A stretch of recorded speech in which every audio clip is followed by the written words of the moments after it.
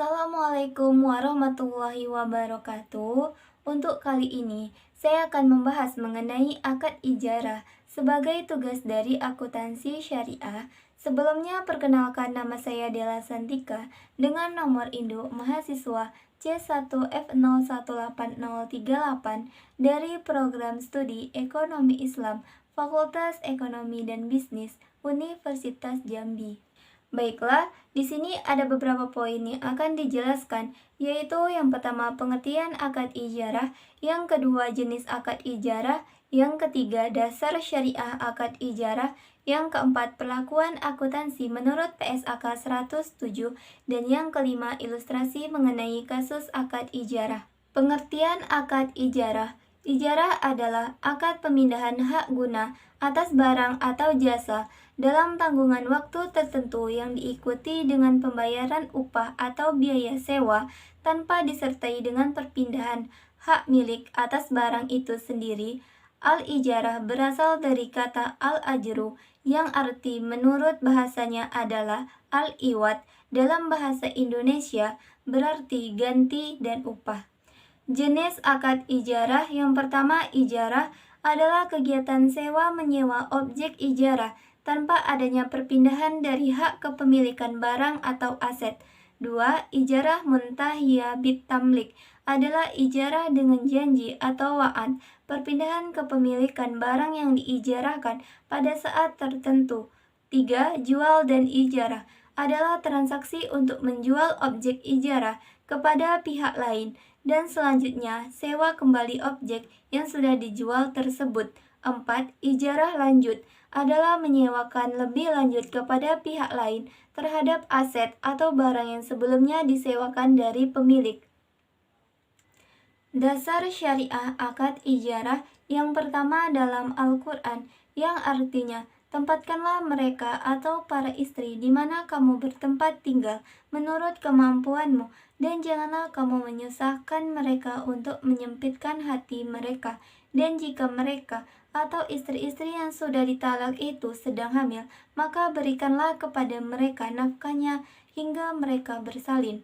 Kemudian jika mereka menyusukan anak-anakmu untukmu, maka berikanlah kepada mereka upahnya, dan musyawarahkanlah di antara kamu atau segala sesuatu dengan baik.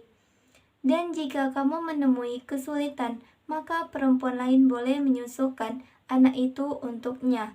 Quran Surah At-Talaq ayat 65. 2. Hadis. Artinya, barang siapa yang meminta untuk menjadi buruh, beritahukanlah upahnya. Hadis riwayat Abdur Razak dari Abu Hurairah. Perlakuan akuntansi menurut PSAK 107. Akuntansi untuk pemberi sewa. 1. Biaya perolehan untuk objek ijarah, baik aset berwujud maupun tidak berwujud, diakui saat objek ijarah diperoleh. Sebesar biaya perolehan, aset tersebut harus memenuhi syarat sebagai berikut. Kemungkinan besar perusahaan akan memperoleh manfaat ekonomis masa depan dari aset tersebut, dan biaya perolehannya dapat diukur secara handal. Jurnal, aset ijarah di debit, pada kas atau utang di kredit.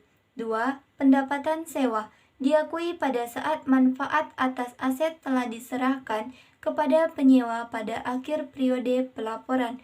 Jika manfaat telah diserahkan tapi perusahaan belum menerima uang, maka akan diakui sebagai piutang pendapatan sewa dan diukur sebesar nilai yang dapat direalisasikan. Jurnal, kas atau piutang sewa di debit pada pendapatan sewa di kredit. Akuntansi untuk penyewa atau mustajir. 1. Beban sewa diakui selama masa akad pada saat manfaat atas aset terima diterima.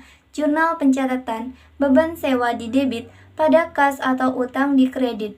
2. Untuk pengakuan sewa diukur sebesar jumlah yang harus dibayar atas manfaat yang telah diterima.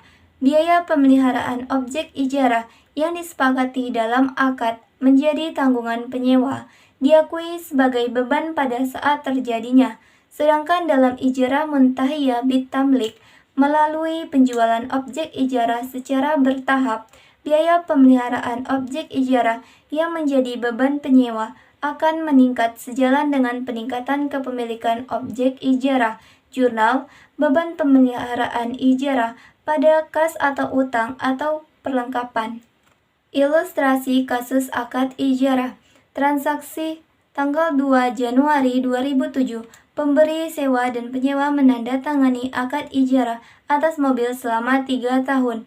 Disepakati bahwa pembayaran dilakukan setiap bulan sebesar 12.500. Pemberi sewa membeli mobil yang disewakan sebesar 150.000 dari PT B. Jurnal untuk pemberi sewa. Saat pembelian aset dari PT B, aset ijarah sebesar 150.000 didebit, pada kas sebesar 150.000 dikredit. Saat menerima pendapatan dari penyewa, kas sebesar 12.500 didebit, pada pendapatan sewa sebesar 12.500 dikredit.